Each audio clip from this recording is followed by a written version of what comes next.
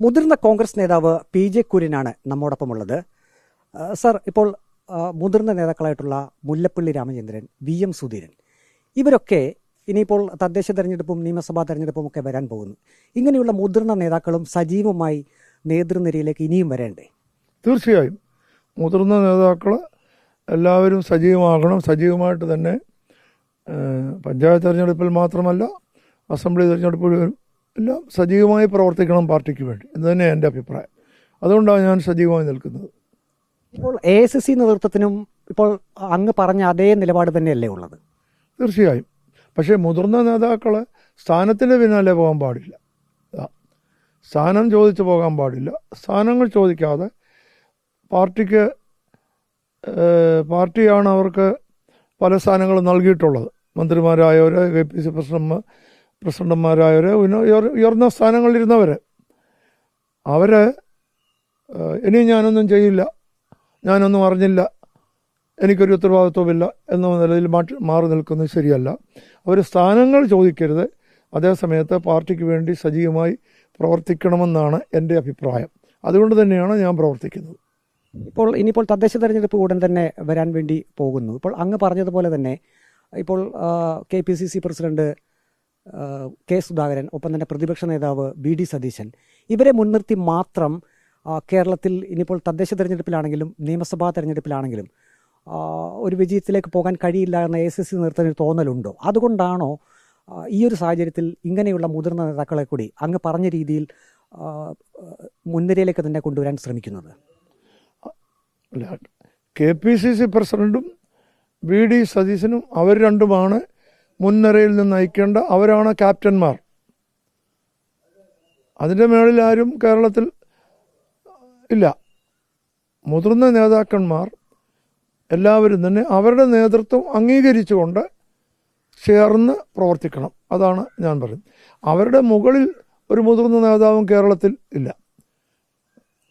സംഘടനാപരമായി KPC president തന്നെയാണ് കേരളത്തിലെ ഒന്നാമത്തെ നേതാവ്. രണ്ടാമത്തെ നേതാവ് പ്രതിപക്ഷ നേതാവ് തന്നെയാണ്, അല്ലെ പാർട്ടി ലീഡർ. അവരുടെ ഒരുമിച്ച് പ്രവർത്തിക്കുകയും വേണം.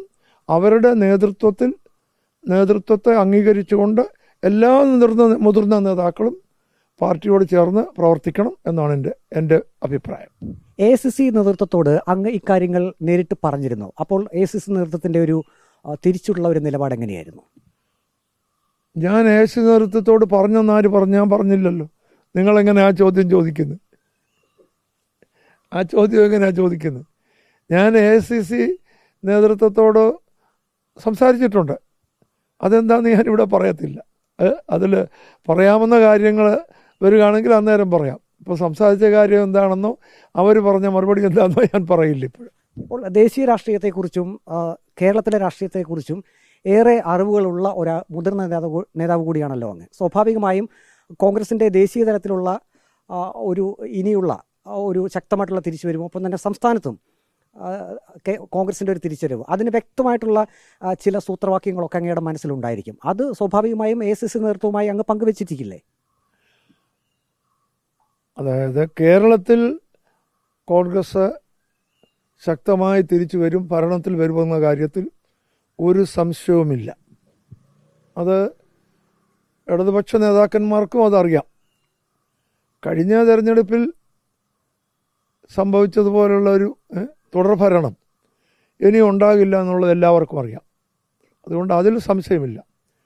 കേന്ദ്രത്തിൽ തീർച്ചയായും കോൺഗ്രസ്സിന് പ്രത്യേകിച്ച് ഈ അസംബ്ലി 1-2 തെരഞ്ഞെടുപ്പുകളുണ്ടായ പരാജയം അല്പം ക്ഷീണം ചെയ്തിട്ടുണ്ട്. പക്ഷേ കോൺഗ്രസ് ഉയർത്തിപ്പിടിക്കുന്ന ആദർശങ്ങൾ അത് ഒരിക്കലും നശിക്കുന്നതല്ല. കോൺഗ്രസ്സിനുണ്ടായിരിക്കുന്ന എൻ്റെ കാഴ്ചപ്പാടിൽ ഇപ്പോഴുണ്ടായിരിക്കുന്ന പരാജയമൊക്കെ താൽക്കാലികങ്ങളാണ്. അത് മാറും. കോൺഗ്രസ്സിന് ഒരു നല്ല കാലം ഉണ്ടാകുമെന്ന കാര്യത്തിൽ എൻ്റെ വിശ്വാസം അതാണ്. കാര്യം ഈ ഇന്ത്യയുടെ പഴയകാല ചരിത്രങ്ങൾ നോക്കിയാൽ ഇന്ത്യയുടെ പ്രത്യേകത നോക്കി, ഇന്ത്യ ഒരു ബഹുസ്വരതയുള്ള രാജ്യമാണെങ്കിലും യൂണിറ്റി ഉള്ള രാജ്യമാണ്. എല്ലാവരും രാജ്യ താല്പര്യം നോക്കി ചിന്തിക്കുന്ന ഒരു ജനസമൂഹമാണുള്ളത്. അപ്പോൾ കോൺഗ്രസ് ഉയർത്തിപ്പിടിക്കുന്ന ജനാധിപത്യവും മതേതരത്വവും ബഹുസ്വരതയും ഒക്കെ ഇന്ത്യയിലെ ജനങ്ങൾ അംഗീകരിക്കുന്ന, അതായത് വൈദിക കാലം മുതൽ ഈ ബഹുസ്വരത ഇന്ത്യയിൽ ഉണ്ടായിരുന്നു. വെളിയിൽ നിന്ന് വന്നവരെയൊക്കെ നമ്മൾ സ്വീകരിച്ചിട്ടേ ഉള്ളൂ. മനസ്സിലായോ? അപ്പം എല്ലാവരെയും ഉൾക്കൊള്ളുന്ന വസുദൈവ കുടുംബകം അല്ലേ എന്ന് പറയുന്നതാണ്. അതുപോലെ തന്നെ ലോകോ സമസ്ത സുഖിനോ ഭവന്തു, ഇതൊക്കെയല്ലേ നമ്മുടെ ആപ്തവാക്യം. ഇങ്ങനെയുള്ള ഈ സംസ്കാരമുള്ള ഒരു രാജ്യത്തെ ബഹുസ്വരതയും ജനാധിപത്യവും നിലനിൽക്കും, ഒരു സംശയവുമില്ല. അതുപോലെയൊക്കെ പണ്ഡിറ്റ്ജി പറഞ്ഞല്ലോ, യൂണിറ്റി ഇൻ ഡൈവേഴ്സിറ്റി. അത് നമ്മുടെയൊക്കെ ഈ ഡൈവേഴ്സിറ്റിക്കകത്തൊരു വലിയ യൂണിറ്റി ഉണ്ട്. കോൺഗ്രസ് ഉയർത്തിപ്പിടിക്കുന്ന അത്തരം പ്രമാണങ്ങളാണ്, അല്ലാതെ വിഭാഗീയതയല്ല, ജാതിയും തമ്മിൽ ഭിന്നിപ്പിക്കുന്നതല്ല, വെറുപ്പിൻ്റെ രാഷ്ട്രീയമല്ല.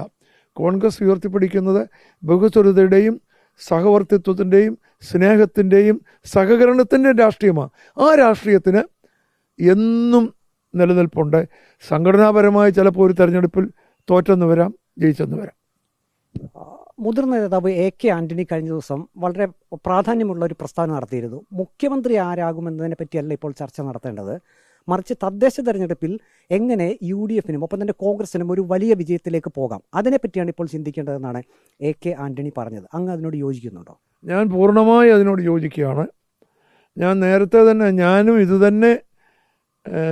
ഇതുപോലൊരു ചാനൽ ചർച്ചയിൽ എന്നോടൊരു ബൈറ്റ് ചോദിച്ചപ്പോൾ ഞാൻ വ്യക്തമായി പറഞ്ഞിരുന്നു, മുഖ്യമന്ത്രി ആരാണെന്നുള്ള ചർച്ച ഇപ്പോൾ അപ്രസക്തമാണ്, പ്രിമച്വറാണ്.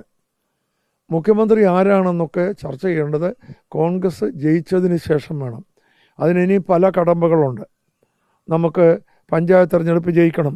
പഞ്ചായത്ത് തെരഞ്ഞെടുപ്പിൽ ജയിച്ചില്ലെങ്കിൽ അത് തന്നെ കോൺഗ്രസ്സിന് ഒരു നെഗറ്റീവാകും. അപ്പോൾ ഒന്നിച്ച് നിന്ന് പഞ്ചായത്ത് തെരഞ്ഞെടുപ്പിൽ നല്ല ഭൂരിപക്ഷം വാങ്ങണം. എല്ലാവരും ഒരുമിച്ച് നിന്ന് അസംബ്ലിയിൽ വിജയിക്കണം. അതിനുശേഷം മതി മുഖ്യമന്ത്രി ആരാണെന്ന് തീരുമാനിക്കേണ്ടത്. അഥവാ ഇനി ഹൈക്കമാൻഡ് കോൺഗ്രസ് അസംബ്ലി തെരഞ്ഞെടുപ്പിൽ ഒരാളെ നയിക്കാൻ നേരത്തെ പ്രഖ്യാപിക്കണമെങ്കിൽ ഹൈക്കമാൻഡ് ആലോചിച്ചിട്ട് ചെയ്യട്ടെ. ഇവിടെ അത്തരം ഒരു ചർച്ച അപ്രസക്തവും അനാവശ്യവും പ്രീമച്വറുമാണ്. ഇപ്പോൾ ഒന്നിലധികം രാഷ്ട്രീയ നേതാക്കൾ ഒരു പാർട്ടിയിൽ മുഖ്യമന്ത്രി സ്ഥാനത്തേക്ക് വരാൻ യോഗ്യതയുണ്ടെങ്കിൽ ആ പാർട്ടിയുടെ ശക്തിയാണല്ലോ അത് കാണിക്കുന്നത്. കോൺഗ്രസിനെ സംബന്ധിച്ച് അങ്ങനെ ഒന്നിലധികം നേതാക്കളുണ്ട്. അത് ഒരു അഡ്വാൻറ്റേജ് അല്ലേ ശരിക്കും കോൺഗ്രസിന്? കോൺഗ്രസിനകത്ത് കോൺഗ്രസിൻ്റെ ഒരു പ്രത്യേകത, ധാരാളം പ്രഗത്ഭരായ നേതാക്കൾ എല്ലാ തലങ്ങളിലും ഉണ്ടെന്നുള്ളതാണ്. ഇപ്പം ഞാനൊരു കാര്യം പറയാം, പഞ്ചായത്ത് തെരഞ്ഞെടുപ്പ് വന്നാലും ഒരു വാർഡിൽ 2-3 സ്ഥാനാർത്ഥികളെ കിട്ടും. അസംബ്ലി തെരഞ്ഞെടുപ്പിന് ഒരു അസംബ്ലിയിൽ 3-4 പ്രസൻറ്റബിളായ നല്ല കാൻഡിഡേറ്റ് ഉണ്ടാകും. ഇത് മേളോട്ട് എല്ലാ തലങ്ങളിലും കോൺഗ്രസിനുള്ള, അത് കോൺഗ്രസിൻ്റെ ഒരു ഗുണമാണ്. ചില സമയത്ത് അത് ദോഷവുമാണ്, ഇല്ലെന്ന് ഞാൻ പറയുന്നില്ല. കോൺഗ്രസിൻ്റെ ഒരു മെറിറ്റാണ്, ഒരു അഡ്വാൻറ്റേജാണ്. മുഖ്യമന്ത്രിയാകാൻ യോഗ്യരായ പലരുണ്ട്, ഒരു സംശയവുമില്ല. എക്സ്പീരിയൻസ് ഉള്ളവരും പ്രാഗൽഭ്യമുള്ളവരും പലരുണ്ട്. പക്ഷേ അത് ഒരു നെഗറ്റീവായിട്ട് ഞാൻ കാണുന്നില്ല, അതൊരു പോസിറ്റീവാണ്. ആ നേതാക്കന്മാരെയൊക്കെ അവരെല്ലാവരും ഒരുമിച്ച് നിന്ന് ഈ തെരഞ്ഞെടുപ്പിനെ നേരിടുമ്പോൾ അത് വലിയ വിജയത്തിലേക്ക് നമ്മെ നയിക്കും. അതുകൊണ്ട് മുഖ്യമന്ത്രി അർഹതയുള്ള സ്ഥാനാർത്ഥി വ്യക്തികളുണ്ട് എന്നുള്ളത് കോൺഗ്രസിൻ്റെ ഒരു മെറിറ്റാണ്, ഒരു അഡ്വാൻറ്റേജാണ്. ഇപ്പോൾ മതസാമുദായിക സംഘടനകളുടെ വിവിധ പരിപാടികളിൽ പല കോൺഗ്രസ് നേതാക്കളും പങ്കെടുക്കുന്നുണ്ട്. ഇപ്പോൾ VD സതീശൻ പങ്കെടുക്കുന്നുണ്ട്, രമേശ് ചെന്നിത്തല പങ്കെടുക്കുന്നുണ്ട്. അതൊരു മത്സരത്തിലേക്ക് പോകുന്നത് പോലെ അങ്ങേക്ക് തോന്നുന്നുണ്ടോ? അതൊരു മത്സരമാക്കുന്നത് എൻ്റെ അഭിപ്രായത്തിൽ ചാനലുകാരാണ്. കാരണം സംഘടനകളുടെ യോഗങ്ങളിൽ VD സതീശനെ വിളിക്കുന്നുണ്ട്, രമേശ് ചെന്നിത്തല വിളിക്കുന്നുണ്ട്. എത്രയോ യോഗങ്ങളിൽ ഞാൻ പങ്കെടുത്തിരിക്കുന്നു. NSSൻ്റെ ജന്മശതാബ്ദി യോഗത്തിൽ ഞാൻ പങ്കെടുത്ത് പ്രസംഗിച്ചിട്ടുണ്ട്. വേറെയും പല നേതാക്കന്മാർ വിളിക്കുന്നുണ്ട്. അതൊന്നും മുഖ്യമന്ത്രിയുമായി ബന്ധപ്പെടുത്തേണ്ട കാര്യമേ അല്ല. ഓരോ മതസംഘടനയും അവർക്ക് താല്പര്യമുള്ളവരെ അവരതിന് സമ്മേളനത്തിന് ക്ഷണിക്കും. അതും മുഖ്യമന്ത്രി സ്ഥാനമായി ഒരു ബന്ധവുമില്ല. അത് സതീശനെ വിളിച്ചാലും രമേശിനെ വിളിച്ചാലും പിന്നെ ശശി തരൂരിനെയും കഴിഞ്ഞ വർഷം NSS ജന്മശതാബ്ദിക്ക് ജന്മദിനത്തിന് വിളിച്ചല്ലോ. അപ്പോൾ അത് ഒന്ന് മുഖ്യമന്ത്രിയാകാനുള്ളതിൻ്റെ ഒരു ആദ്യപടിയായി വ്യാഖ്യാനിക്കുന്നത് തെറ്റാണ്. ആ നേതാക്കൾ ആരും അത് വ്യാഖ്യാനിക്കുന്നില്ല. ഇത് ചാനലുകളാണ്, മാധ്യമങ്ങളാണ് അത്തരം വ്യാഖ്യാനങ്ങൾ കൊടുക്കുന്നത്. ഇപ്പോൾ AICC നേതൃത്വം മുല്ലപ്പള്ളി രാമചന്ദ്രൻ, VM സുധീരൻ, മുൻ കേന്ദ്രമന്ത്രിമാർ, അങ്ങനെയുള്ള ആളുകളെയൊക്കെ ഈ വരുന്ന തെരഞ്ഞെടുപ്പുകൾ മുന്നിൽ കണ്ടുകൊണ്ട് സജീവമായി ഇറക്കാൻ ഒരു തീരുമാനത്തിലേക്ക് വന്നിട്ടുണ്ടെങ്കിൽ, ഇപ്പോൾ മുല്ലപ്പള്ളി രാമചന്ദ്രനായാലും VM സുധീരനായാലും അങ്ങയുടെ ഒരു അഭിപ്രായത്തിൽ അവരുടെയൊക്കെ ഒരു പ്രതികരണം എങ്ങനെയായിരിക്കാം ഇനി വരും മണിക്കൂറുകളിൽ? അല്ല, എനിക്ക് അതിനകത്ത് അവരുടെ കാര്യങ്ങൾ അവരാ പറയേണ്ടത്. പക്ഷേ എനിക്ക് പൊതുവായുള്ള അഭിപ്രായം, അതായത് മുൻകാല നേതാക്കളോ ഒന്നും ഈ തെരഞ്ഞെടുപ്പിൽ നിന്ന് മാറ്റി അവർ മത്സരിക്കണമെന്നല്ല. ഇലക്ഷൻ പാർട്ടിയെ ജയിപ്പിക്കാനുള്ള ക്യാമ്പയിൻ അവരെല്ലാം ശക്തമായി വരണം. അവർ സ്ഥാനാർത്ഥിത്വമോ സ്ഥാനം ചോദിക്കാൻ പാടില്ല, ചോദിക്കുന്നുമില്ല ആരും. പക്ഷേ ജയിപ്പിക്കാനുള്ള ക്യാമ്പയിനകത്ത് അവരെല്ലാവരും സജീവമാക്കണം എന്നാണ് എൻ്റെ അഭിപ്രായം. അതിന് AICC ആവശ്യപ്പെട്ടാലും ഇല്ലെങ്കിലും സജീവമാകണമെന്നാണ് എൻ്റെ അഭിപ്രായം. ചോദ്യം കൂടി, നേരത്തെ AI ഗ്രൂപ്പുകൾ സജീവമായിരുന്നല്ലോ കോൺഗ്രസിൽ. ഇപ്പോൾ പ്രതിപക്ഷ നേതാവ് VD സതീശൻ ഒരു ഭാഗത്ത് നിൽക്കുന്നു, ചില കേന്ദ്രങ്ങൾ മറുഭാഗത്ത് നിൽക്കുന്നു. അങ്ങനെ ഒരു തർക്കമുണ്ട് എന്ന് അങ്ങ് കരുതുന്നുണ്ടോ? അല്ല, ഞാൻ ഒരു കാലത്ത് ഞാൻ A ഗ്രൂപ്പിൽ സജീവമായി വർക്ക് ചെയ്തിരുന്ന ആളാണ്, AK ആൻ്റണി. അത് കഴിഞ്ഞ് കുറേ വർഷങ്ങളായി ഗ്രൂപ്പ് പ്രവർത്തനം പാർട്ടിക്ക് ദോഷം ചെയ്യുന്നു എന്ന് കണ്ടപ്പോൾ അതിൽ നിന്ന് മാറി ഒരു ഗ്രൂപ്പും ഇല്ലാതെ നിൽക്കുന്ന ആളാണ്. ഒരു 15 വർഷമായിട്ട് ഞാൻ എല്ലാത്തരം ഗ്രൂപ്പ് പ്രവർത്തനത്തിനും എതിരാണ്, ഗ്രൂപ്പിന് അതീതമായി. എന്നാലും പാർട്ടിയിൽ ഇപ്പോൾ ഗ്രൂപ്പ് പ്രവർത്തനം നടക്കുന്നുണ്ട്. അതെ, പക്ഷേ അതിന് വലിയ പിന്തുണയോ അംഗീകാരമോ ഇല്ല. ഗ്രൂപ്പ് എന്ന് പറയുന്ന തരത്തിൽ ഇന്ന് പ്രവർത്തിക്കുന്നവരും അങ്ങനെ ഉള്ളവരും ആ ഗ്രൂപ്പിന് അതീതമായി പ്രവർത്തിക്കണം.